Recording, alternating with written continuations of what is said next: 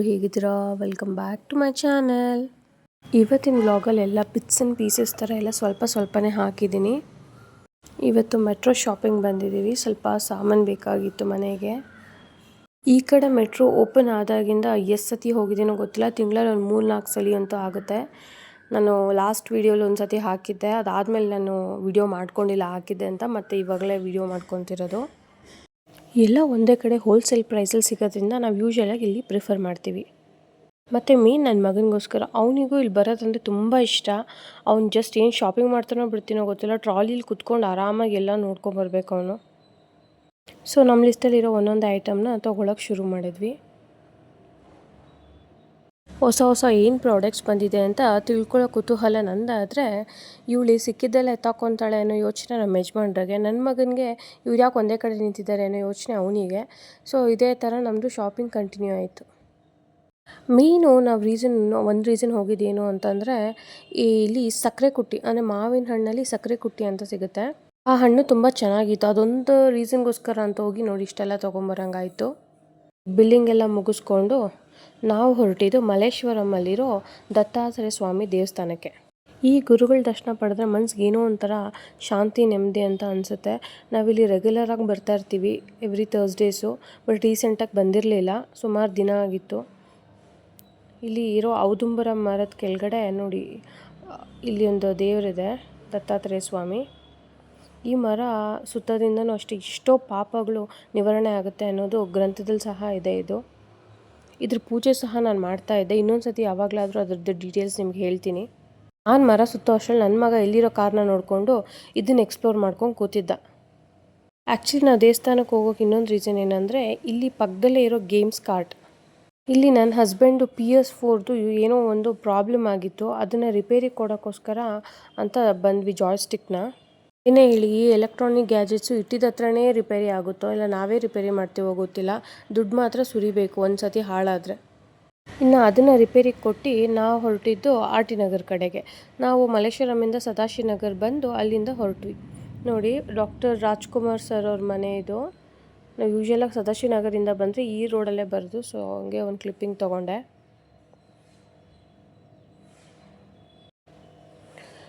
RT ನಗರಲ್ಲಿ ನನ್ನ ಮಗನಿಗೆ ಸ್ವಲ್ಪ ಡೈಲಿ ಯೂಸಸ್ಗೆ ಬಟ್ಟೆ ಬೇಕಾಗಿತ್ತು, ಇನ್ನರ್ ವೇರ್ಸ್ ಎಲ್ಲ. ಇದು ನಾನು ಶಾರ್ಟ್ಸ್ ರೀಲ್ಸಲ್ಲಿ ಹಾಕಿದ್ದೆ. ಬ್ರ್ಯಾಂಡೆಡ್ ಬಟ್ಟೆ ಸ್ಟಾರ್ಟಿಂಗ್ 35 ರೂಪೀಸಿಂದ ಸಿಗುತ್ತೆ. ನೋಡಿ, ಲೆಫ್ಟ್ ಸೈಡಲ್ಲಿ ನೋಡ್ತಾ ಇದ್ದೀರಲ್ಲ, ಅದೇ ಶಾಪ್ ಇದು, ರ್ಯಾಂಕ್ 1 ಅಂತ. ಈ 25, 30, 35ಇಂದ ಸ್ಟಾರ್ಟ್ ಆಗುತ್ತೆ ಇನ್ನರ್ ವೇರ್ಸ್ ಎಲ್ಲ. ಮತ್ತು ನೋಡಿ, ಶರ್ಟ್ಸು ಎಲ್ಲ 100, 150 ಮತ್ತು ತುಂಬ ಸಾಫ್ಟಾಗಿ ತುಂಬ ಚೆನ್ನಾಗಿದೆ ಮಕ್ಕಳಿಗೆ. ಇಲ್ಲಿ ಜಸ್ಟ್ ಬಾರ್ನ್ ಬೇಬಿಯಿಂದ 12-13 ಇಯರ್ಸ್ ಮಕ್ಕಳವರೆಗೆ ಎಲ್ಲರಿಗೂ ಇದೆ ಇಲ್ಲಿ. ಒಳ್ಳೊಳ್ಳೆ ಫ್ಯಾಬ್ರಿಕ್ಕು ಇಂದ ಮಾಡಿರೋ ಎಲ್ಲ ಬಟ್ಟೆನೂ ಸಿಗುತ್ತೆ ನಿಮಗೆ ಇಲ್ಲಿ. ಹಾಟ್ ಸೆಟ್ಸ್, ನೈಸ್ ಸೂಟ್ಸ್ ಮತ್ತು ಫ್ರಾಕ್ಸ್, ಜೀನ್ಸ್, ಎಲ್ಲ ಥರ ಮೆಟೀರಿಯಲ್ದು ಬಟ್ಟೆ. ಸರಿ, ನಾವು ನನ್ನ ಮಗನಿಗೊಂದಷ್ಟು ಬಟ್ಟೆ ತೊಗೊಂಡು ಹೊರಟ್ವಿ. ಇಲ್ಲಿ 7 ಡೇಸ್ ಎಕ್ಸ್ಚೇಂಜ್ ಕೂಡ ಇರುತ್ತೆ ನಿಮಗೆ. ಒಂದು ಸತಿ ತೊಗೊಂಡೋದ್ಮೇಲೆ ಅಲ್ಲಿಂದ ಮನೆಗೆ ಹೋದ್ಮೇಲೆ ನಮ್ಮ ಯಜಮಾನರಿಗೆ ಚಿಕನ್ ಫ್ರೈ ತಿನ್ನಬೇಕು ಅನಿಸ್ತೈತೆ ಅಂತ. ಸರಿ, ಚಿಕನ್ ಸಾಂಬಾರು ಮಾಡಲೇಬೇಕಾಗಿತ್ತು. ಸರಿ, ಸಾಂಬಾರಿಂದ ಫ್ರೈ ಹೆಂಗೆ ಮಾಡೋದು ಅಂತ ನೋಡೋಣ ಬನ್ನಿ. ನನ್ನ ಸಾಂಬಾರು ರೆಸಿಪಿ ನಾನು ಆಲ್ರೆಡಿ ಹಾಕಿದ್ದೀನಿ, ಲಿಂಕ್ ಹಾಕಿರ್ತೀನಿ ನೋಡಿ. ಇವಾಗ ಅದರಲ್ಲಿರೋ ಪೀಸಸ್ನ ತೆಗೆದು ನಾನು ಹೆಂಗೆ ಫ್ರೈ ಮಾಡ್ತೀನಿ ಅಂತ ನಿಮ್ಮ ಜೊತೆ ಶೇರ್ ಮಾಡ್ತೀನಿ. ನೋಡಿ, ಸಾಂಬಾರು ನಾನು ಕುಕ್ಕರಲ್ಲಿ ಕೂಗಿಸ್ಕೊಂಡು ಅದರಲ್ಲಿರೋ ಪೀಸಸ್ನ ತೆಗೆದಿಟ್ಕೊತೀನಿ. ಸಾಂಬಾರು ಸಪ್ರೇಟ್ ಮಾಡಿಕೊಂಡು ನೋಡಿ, ಈ ಥರ ಸಾಂಬಾರು ಫುಲ್ ಸಪ್ರೇಟ್ ಮಾಡ್ಕೊಂಡು ಬಿಟ್ಟಿದ್ದೀನಿ.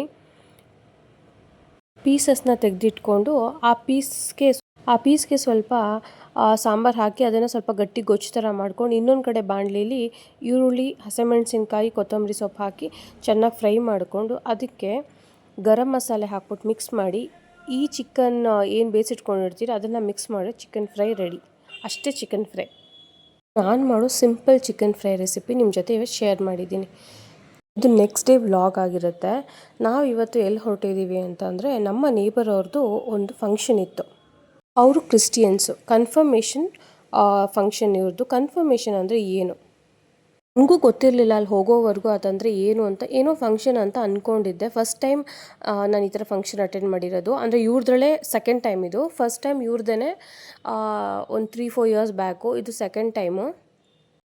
ಬ್ರಾಹ್ಮಿನ್ಸಲ್ಲೆಲ್ಲ ಹೆಂಗೆ ಉಪನಯನ ಮಾಡ್ತಾರೋ ಅಂದರೆ ಮುಂಜಿ ಅಂತ ಮಾಡ್ತಾರಲ್ಲ, ಆ this ಥರ child. ಇಲ್ಲಿ They nurture ಕ್ರಿಶ್ಚಿಯನ್ಸಲ್ಲಿ the child to ಇವರು be your ಒಂದು child, Lord. We ಏಜ್ಗೆ thank ಬಂದಮೇಲೆ you. ಕನ್ಫರ್ಮೇಷನ್ ಅಂತ ಮಾಡ್ತಾರೆ. As he embarks ಅವ್ರ on a ಧರ್ಮನ journey from now on, ಅವರು Lord, we ಒಪ್ಕೊಳ್ಳೋ ಥರ. pray that you be so with them, you ಇದನ್ನು be his confirmation ಅಂತ master, ಹೇಳ್ತಾರೆ. guide, guard, you be his shepherd, you be his Lord forever and ever.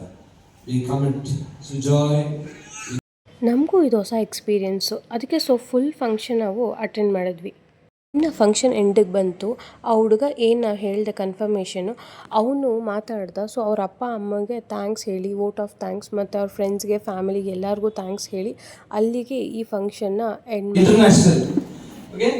ಎಷ್ಟು ಮೆಚ್ಯೂರ್ಡಾಗಿ ಮಾತಾಡ್ದ ಅಂತಂದರೆ ತಂದೆ ತಾಯಿ ಬಗ್ಗೆ, ಫ್ಯಾಮಿಲಿ ಬಗ್ಗೆ. ಇದನ್ನು ನೋಡಿ ಖುಷಿ ಆಯಿತು. ಬಿಕಾಸ್ ನಾನು ಇದನ್ನು ಅಟೆಂಡ್ ಮಾಡಿರೋದು ಫಸ್ಟ್ ಟೈಮ್ ಆಗಿದೆ. ಇನ್ನು ನಾನ್ ವೆಜ್ ಊಟ ಇತ್ತು. ಸೊ ನಾನ್ ವೆಜ್ ಊಟದಲ್ಲಿ ಎಲ್ಲ ತುಂಬ ಚೆನ್ನಾಗಿತ್ತು. ಅಲ್ಟಿಮೇಟ್ ಅಂದರೆ ಬಿರಿಯಾನಿ ವಾಸ್ ಮೈ ಫೇವ್ರೆಟ್ ಅಂತ ಹೇಳ್ಬೋದು. ಅದನ್ನು ಮುಗಿಸ್ಕೊಂಡು ಮನೆಗೆ ಬಂದು ರೆಸ್ಟ್ ಮಾಡಿ ಆಮೇಲೆ ಸಂಜೆ ನನ್ನ ಮಗನ ಕರ್ಕೊಂಡು ನಾವು ಹೊರಟಿದ್ದು JP ಪಾರ್ಕ್. ಇದು ನಮ್ಮ ಮನೆ ಹತ್ರನೇ ಒಂದು 10 ಮಿನಿಟ್ಸ್ ಡಿಸ್ಟೆನ್ಸಲ್ಲಿ ಇರೋದ್ರಿಂದ ಸರಿ ಕ್ಲೈಮೇಟು ಚೆನ್ನಾಗಿತ್ತು ಅಂತ ಬಂದ್ವಿ. ಇದು 3rd largest park in Bengaluru. Cubbon park, Lalbagh ಆದಮೇಲೆ ಬರೋದೇ 3rd ಪ್ಲೇಸಲ್ಲಿ ಈ JP ಪಾರ್ಕು. ಅಷ್ಟು ದೊಡ್ಡದಾಗಿದೆ ಈ ಪಾರ್ಕು. ನಿಮಗೆ ಮಿನಿಮಮ್ ಅಂದರೂ 1 ಅವರಿಂದ 2 ಅವರ್ ಬೇಕು ಫುಲ್ ಪಾರ್ಕ್ ನೋಡೋದಕ್ಕೆ. ವಾಕ್ ಮಾಡೋರ್ಗಂತೂ ಇದು ಬೆಸ್ಟ್ ಪ್ಲೇಸ್. ಏನಕ್ಕಂದರೆ ಅಷ್ಟು ದೂರ ಇರುತ್ತೆ ಪ್ಲೇಸಸ್. ಇದು ನೀವು ಜಸ್ಟ್ 1 ರೌಂಡ್ ಬಂದ್ರೂ ನಿಮ್ಮ ವಾಕಿಂಗ್ ಆಗೋಗುತ್ತೆ. ನಾವು ಇನ್ನು ಬಂದು ಸುಮಾರು ವರ್ಷಗಳೇ ಆಗಿತ್ತು. ಸರಿ ಹೇಗಿದೆ ನೋಡೋಣ ಆಫ್ಟರ್ ಸೋ ಮೆನಿ ಇಯರ್ಸ್ ಅಂತ ನನ್ನ ಮಗನ್ನ ಕರ್ಕೊಂಡು ಬಂದ್ವಿ. ಮತ್ತು ಮೇಂಟೆನೆನ್ಸ್ ಅಷ್ಟೇ ತುಂಬ ಕ್ಲೀನಾಗಿತ್ತು. ಕುತ್ಕೊಳ್ಳೋದಕ್ಕಾಗಿರ್ಬೋದು, ಓಡಾಡೋಕ್ಕಾಗಿರ್ಬೋದು ಏನೂ ಗಲೀಜಿರಲಿಲ್ಲ. ಇಲ್ಲಿ ಮ್ಯೂಸಿಕಲ್ ಫೌಂಟೇನ್ ಇತ್ತು, ಬಟ್ ಈಗ ಅದು ಕ್ಲೋಸ್ ಮಾಡಿದ್ದಾರೆ. ಸುಮಾರು ವರ್ಷದಿಂದ ಬಂದಾಗ ನಾನು ಅದಕ್ಕೆ ಹೋಗಿದ್ದೆ, ಬಟ್ ಇವಾಗ ಏನು ಕ್ಲೋಸ್ ಮಾಡಿದ್ದಾರೆ ಅಂತ ರೀಸನ್ ಗೊತ್ತಿಲ್ಲ. ಈ ಪಾರ್ಕ್ ಬರೋದು ಎಕ್ಸಾಕ್ಟ್ಲಿ ಮತ್ತಿಕೆರೆ ಅಂದರೆ ಯಶವಂತಪುರ ರೈಲ್ವೆ ಸ್ಟೇಷನ್ ಹತ್ರ ಬರುತ್ತೆ. ಇದು ನೇಚರ್ ಲವರ್ಸ್ಗಂತೂ ಇದು ಪರ್ಫೆಕ್ಟ್ ಪ್ಲೇಸ್ ಅಂತ ಹೇಳ್ಬೋದು. ಗ್ರೀನ್ರಿ ನೋಡಿಕೊಂಡು ಕಣ್ ತುಂಬ್ಕೊಳ್ಬೋದು, ಅಷ್ಟು ಗ್ರೀನ್ರಿ ಇದೆ ಇಲ್ಲಿ. ಮತ್ತು ಫೋಟೋಗ್ರಫಿಗೂ ಅಷ್ಟೇ ಒಳ್ಳೆ ಪ್ಲೇಸ್ ಇದು. ಡಿಫ್ರೆಂಟ್ ಕೈಂಡ್ಸ್ ಆಫ್ ಫ್ಲವರ್ಸ್ ಆಗಿರ್ಬೋದು, ಪ್ಲ್ಯಾಂಟ್ಸ್ ಆಗಿರ್ಬೋದು, ಎಲ್ಲನೂ ನಿಮಗಿಲ್ಲಿ ಸಿಗುತ್ತೆ ನೋಡೋಕ್ಕೆ. ಝೋಡಿಯಾಕ್ ಸೈನ್ಸ್ ಪ್ಲ್ಯಾಂಟ್ಸ್ ಸಹ ಇಲ್ಲಿದೆ, ಅಂದರೆ ಟ್ರೀಸ್. ಮುಂದೆ ನಿಮಗೆ ತೋರಿಸ್ತೀನಿ ಬನ್ನಿ. ನೋಡಿ, ನಕ್ಷತ್ರವನ. ಇಲ್ಲಿ ಪರ್ಟಿಕ್ಯುಲರಾಗಿ ಇದಕ್ಕೆ ಅಂತಲೇ ಒಂದು ಜಾಗ ಮಾಡಿದ್ದಾರೆ. ಆ್ಯಕ್ಚುಲಿ ಇಲ್ಲಿ ಸ್ಲಿಪ್ಪರ್ ಬಿಟ್ಟು ಬರಬೇಕು. ಯಾವ್ಯಾವ ರಾಶಿಗೆ ಯಾವ್ಯಾವ ಮರ ಆಗುತ್ತೆ ಅನ್ನೋದೇ ಇಲ್ಲಿ ಡೀಟೇಲ್ಸ್ ಕೊಟ್ಟಿರೋದವರು. ಫ್ಯಾಮಿಲಿ ಪಿಕ್ನಿಕ್ ಸ್ಪಾಟ್ ಅಂತೂ ಖಂಡಿತ ಹೌದು. ಮಕ್ಕಳು ಆಟಾಡೋಕ್ಕೂ ತುಂಬ ಸ್ಪೇಷಿಯಸ್ ಆಗಿ ಜಾಗ ಇದೆ. ಟ್ರೈನು ಮತ್ತು ಕುತ್ಕೊಳ್ಳೋದಕ್ಕೆ ಫುಲ್ ತುಂಬ ಸ್ಪೇಷಿಯಸ್ ಆಗಿದೆ ಜಾಗ. ನಾವು 1/2 ಅವರ್ ಆಗೋಷ್ಟೊತ್ತಿಗೆ ಸುಸ್ತಾಗೋಯ್ತು. ನೋಡಿ, ಇಲ್ಲಿ ಎಕ್ಸಸೈಸ್ ಮಾಡೋರ್ಗೂ ಒಳ್ಳೆ ಪ್ಲೇಸ್ ಇದೆ.